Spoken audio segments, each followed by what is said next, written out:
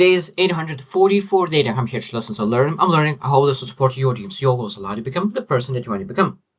Today, I speak about blaming others. Blaming others. Because there's a huge difference between blaming others and taking full ownership and responsibility. Now, why is it important to take full ownership and responsibility? Because when you blame, you give away all control. You give away all control. That means that someone else has full control of your life. But when you take responsibility and take ownership, that means that it doesn't matter how you feel, it doesn't matter how you think, it doesn't matter how you take actions. It's under your independent control. So it's always good to take ownership and responsibility because you never give your control away. So today we'll share like 15 things that we potentially could slip. We can slip because I truly believe that every single person slips. Some people more, some people less. But we need to understand, we need to catch ourselves. Because when you know where we slip, being able to say, okay, this is where I slipped. Now I need to change and really move forward. Change and move forward and change that and stop blaming others and really take ownership, full ownership of ourselves. So today we'll share 15 things that potentially you can catch yourself from today where you said, okay, oh, that's where I give away my control. That's where I lose my control. Because when you lose control, that means that you're not able to get results as fast as you could because you're waiting on someone else. So let's get started. So first one is negative language. And negative languages means that you're saying that, oh, it's not my fault. If it's in your language, that means you're giving away your control. No, it's your fault. It's a lot of things in your fault. So that means to say, what was my fault? How I was able to do it here differently. What I'm able to do now. The most important question is what I'm able to do now. It might be that you made a mistake. That's okay. The most important part is what you will do about it. And that's okay. I did it. This was partly my fault. So what I will do now to make things better. So it's just a lot of times you need to catch if you would do that, So if you were to do that, I could do that. But now, because you didn't do that, I was not able to do that. So all those, this is again, you give away control to someone else. You depend on someone else. This means, okay, what I was able to do and what I'm able to do now. All the time. So negative language, no. Trying to catch, when you say that other person's supposed to do something and you were not able to do because of that, that's again, shows that you are blaming others. Number 2 is consistent excuses. That means that it gotta be that, even the easiest one, being late. There was a traffic, you're not born yesterday. You know that there will be a lot of traffic. That means that you be able to really plan your day better. Because at the end of the day, you said that it was traffic. It shows that you never plan, you never are ready. So when the troubles will come and circumstances will come, you will not be ready, you will not show up because you will find excuses to say that why that happened. I said, I made a mistake. Of course, if it happens once in a year, of course, it happens. But if it happens constantly, of course, it shows that it's just an excuse. Number 3 is lack of accountability.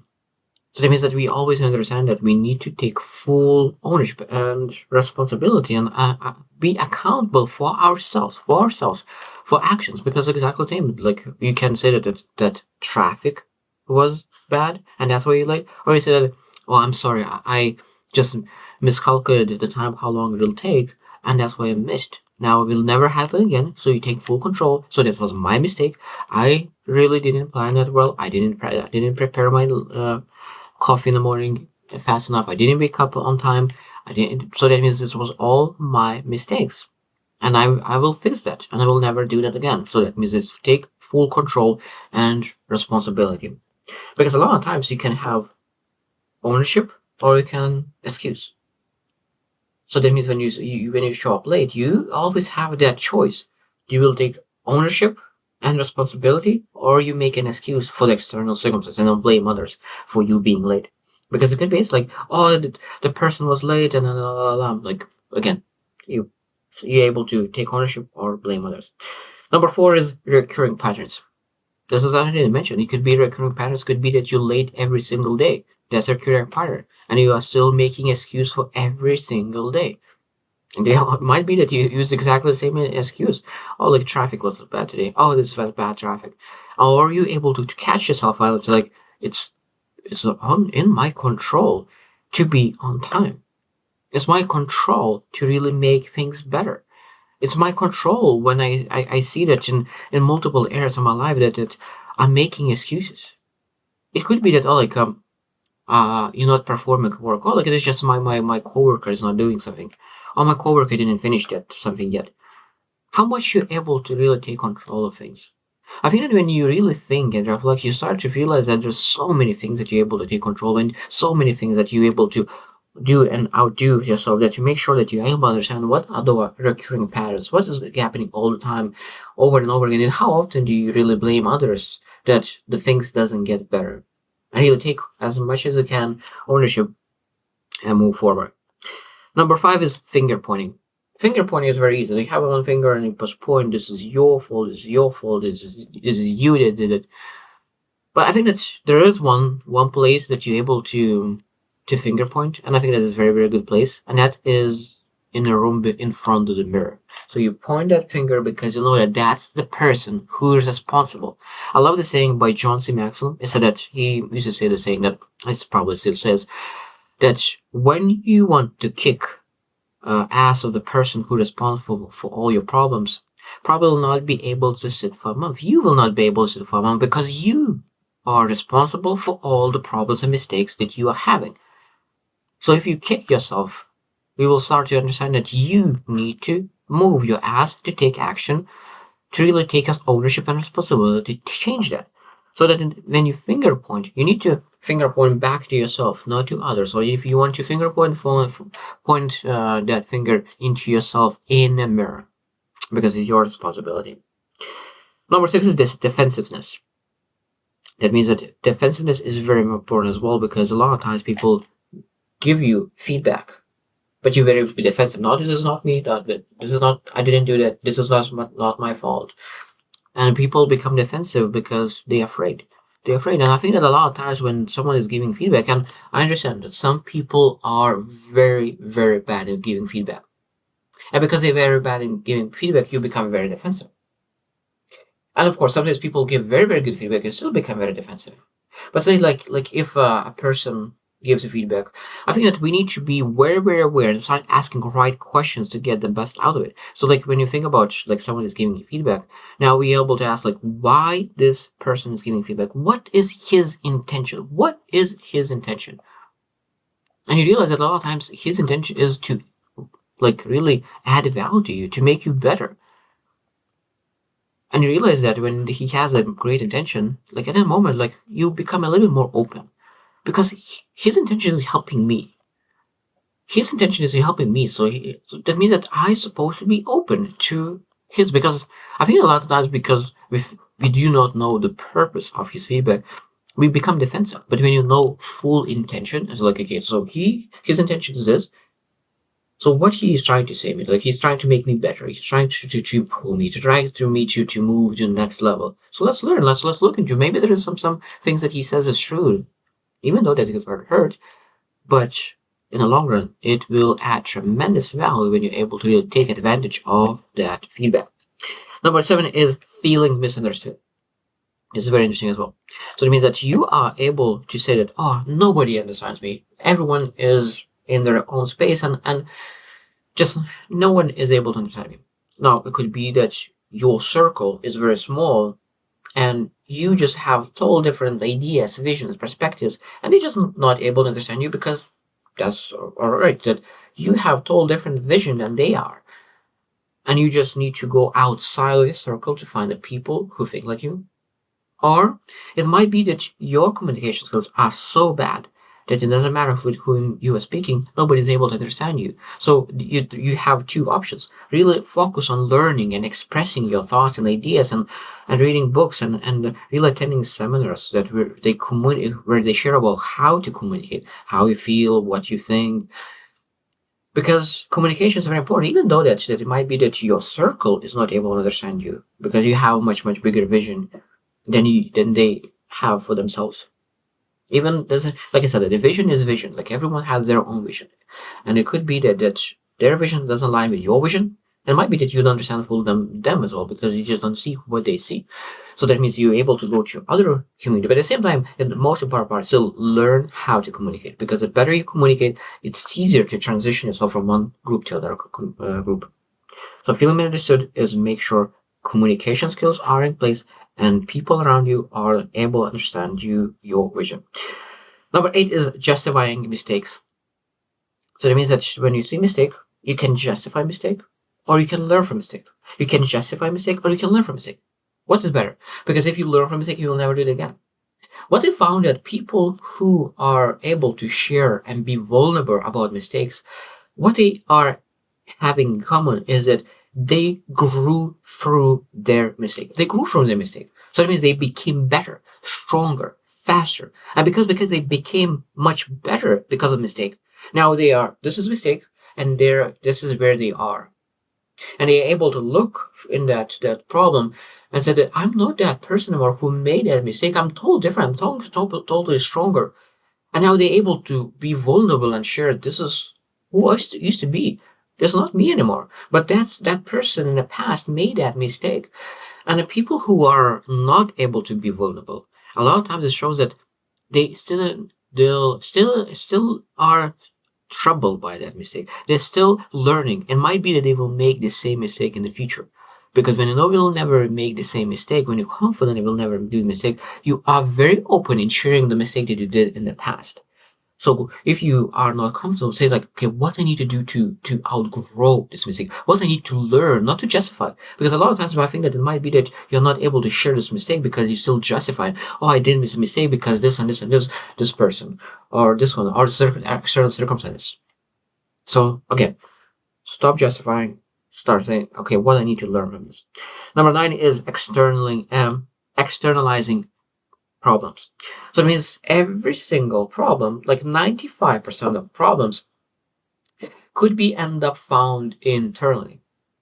Of course, that's projects your internal problems externally. So that means when you have internal problem, that leads to thinking, that leads to emotions, that leads in actions, and those actions lead to external results. So your internal problems will lead to external problems. So now we a lot of times are trying to fix external problems, even though the cause of the external problem is internal.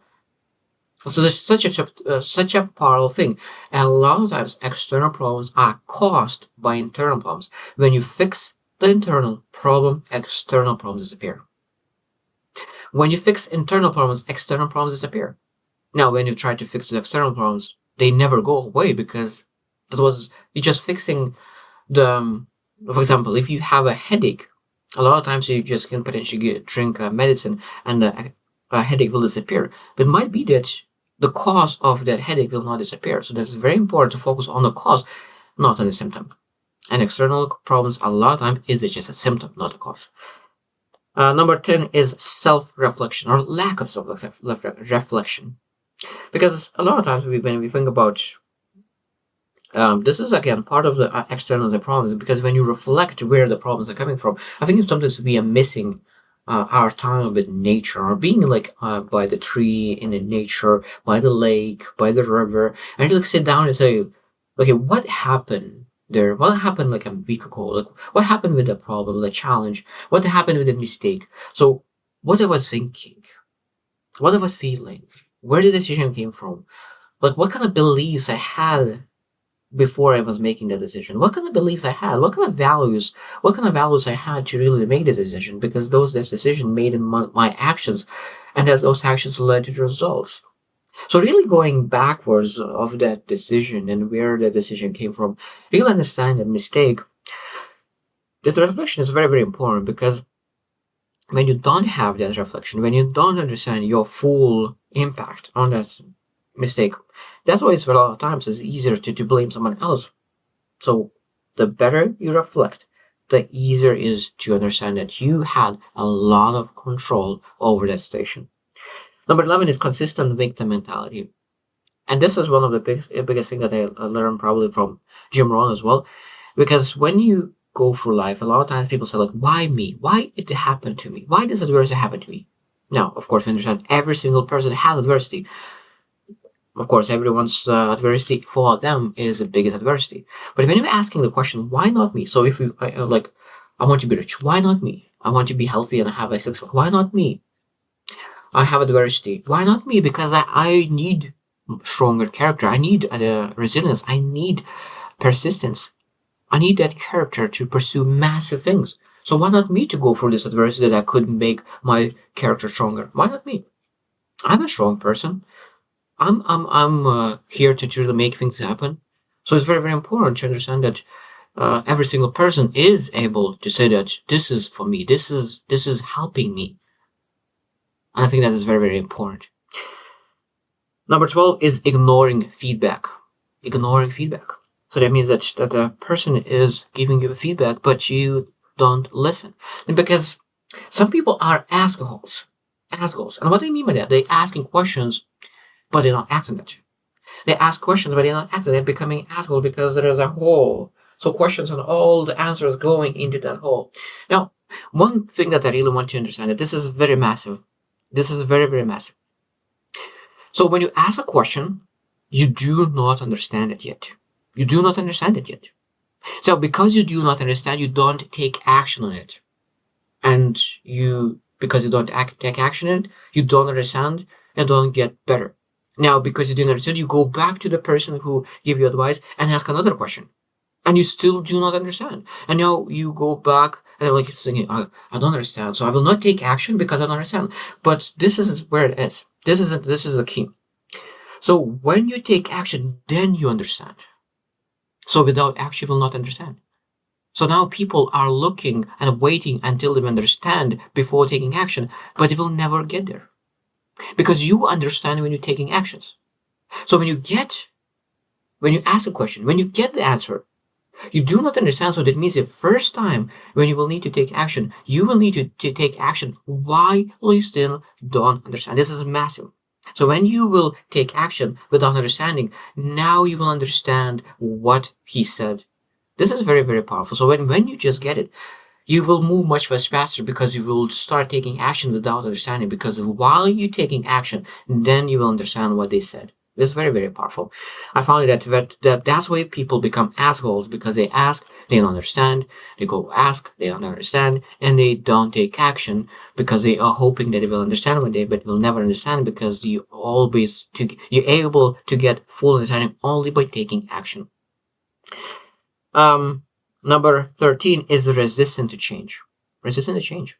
Now, it could be a lot of different reasons why people are resistant to change. Sometimes people love who they are at the moment, and they're afraid that if they will change, will become somebody different that they will not like. But you're just becoming the best version of you. Or like maybe you have a friend, or maybe a family, or a group of friends who are liking who you are. And whenever you start changing a little bit, they start like resist a little bit you, and you're afraid that they will reject a new version of you, because you have been in this group for a long, long time, and people are resisting change for a lot of different reasons, and I think that people are afraid. But I truly believe that's the best way that you can do for your friends or your future friends and for future family is to really change, improve, get better. Because I really love this saying that the most important team in your life is your family, immediate family. So that means that if you want truly your family to win, you will need to change, not resist it. It doesn't matter like what happens, because and it's again that if your family is not accepting a new you, it might be that you will need to live with your chosen family. Chosen family. That means that you need to choose the situation that allows you to pursue your vision. Because at the end of the day, regret is one of my biggest fears. I don't want to regret anything in my life. So when I pursue something, I said that which one I will regret, and I take action for the thing that I will not regret. Because a lot of times leaving something is very good. Because one thing is that it's very, very important to know that the hardest thing is not leaving bad things, because leaving bad things is very, very easy. Leaving bad things is very, very simple, because that is wrong for me. I will leave. But what is hard is to leave good things, or maybe even great things. Because sometimes you need to leave good and great things for the extraordinary things that you really want to pursue. And that is hard. That is very, very hard to leave great things, because you leave great things for something that you have no idea what you're leaving for. But when you're moving, I truly believe it is worth it, because you will never regret pursuing something extraordinary, because you're able, majority of the time, you're able to go back to great, but you will never be able to pursue extraordinary again. Number 14 is blaming circumstances. That means that you potentially could say that, okay, this is not my fault, this is external things. I think that we need to really understand that we need to say that it doesn't matter what are the circumstances, I will do the same thing over and over and over again. For example, I run 360 times in a row, 40 minutes every single time. Every 3 days, I run 40 minutes. Now, what I learned through those 360 times, that a lot of times the weather will be terrible. I have run through snowstorms, rainstorms, through the thunder, through lightnings, through -12, plus 100. Like there's so many different things that happen through the hail. Like, just name it, I have probably run through that weather, and I found that it doesn't matter what kind of circumstances, is because I know that it needs to be done. It needs to be done. So I don't question what weather is. Like, I dress up, I look what's weather, I dress up, and I go. I think we need to have that mindset in everything in life. So this is what needs to be done. You don't ask what is happening outside of you. You don't ask what kind of circumstances are there. You said this needs to be, but must be done. So just go and do it. And again, when you blame circumstances, oh, like if the weather is so bad, like I need to run now, I need to do something, it's so, the circumstance is so bad, like, and now I don't want to do it anymore. No, that's a weak mindset. That is a blaming mindset, giving control to outside things that you're not able to control. So give control to yourself and say that this is my ownership, this is what I need to do, and I will do it no matter what. And last one is 15 is shifting responsibility. That means that it's like, this is not my responsibility. This is his responsibility. This is not my responsibility. And I think that one of the things is that sometimes it is your not full responsibility. It's sometimes that someone has 90% of responsibility and you have 10%. But the person who's supposed to do 90% doesn't do work. So one of the biggest things that I learned in life is that when you're supposed to do 10%, but you do 100%, and you do much more than you're supposed to do, and you give much more energy to universe, energy will give you more. The more grateful you are, the more appreciative, the more the universe will give you more. The more ownership you take, the universe will take. It will give more for you to take on. I truly believe the less you take, the universe, the less it gives.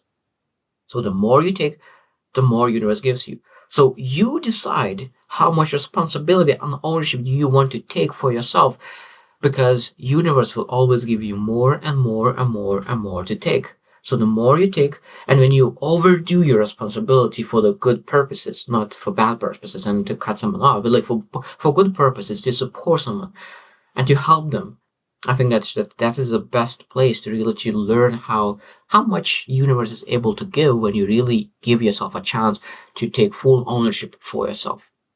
So blaming others, as I said, this is a very important lesson, because we need to learn how to switch from blaming others to really take ownership. And when you take ownership, because you are able to take full control of your thoughts, of your feelings, of your actions, of your results, and really start seeing that the less you blame, the less you take control, the more results you get. So I hope you just win, and see you tomorrow.